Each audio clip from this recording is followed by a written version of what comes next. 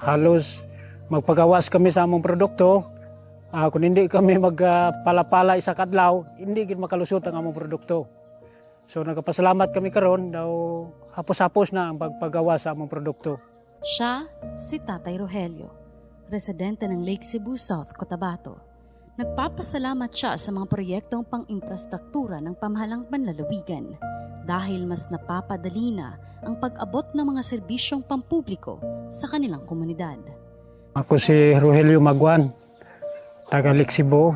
Kung ikumpara nato ng dati na mga sitwasyon diri sa amon nga purok, sang una, nagpangabudlay kami, maglisod gid kami sa among pangabuhi. Kay bisan ang among dalan, daw halos hindi makasaka ang sakyanan diri sa amon. Magpagawas kami sa among produkto. Kung hindi kami magpalapala isa kadlaw, hindi gid makalusot ang among produkto. So nagpasalamat kami karon daw hapos-hapos na ang pagpagawa sa among produkto.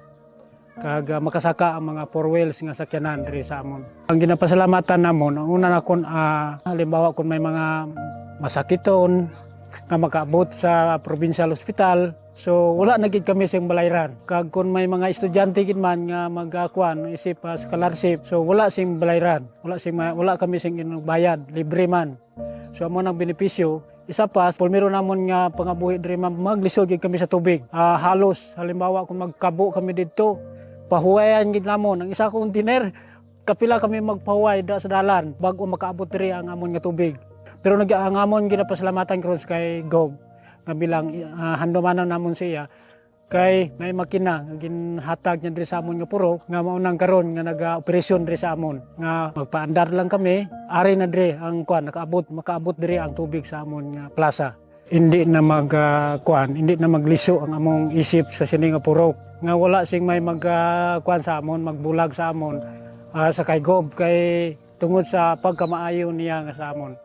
Sa ilalim ng pamumuno ni Governor Tamayo, mahigit 467.972 kilometers na mga bagong daan ang naipagawa sa lalawigan.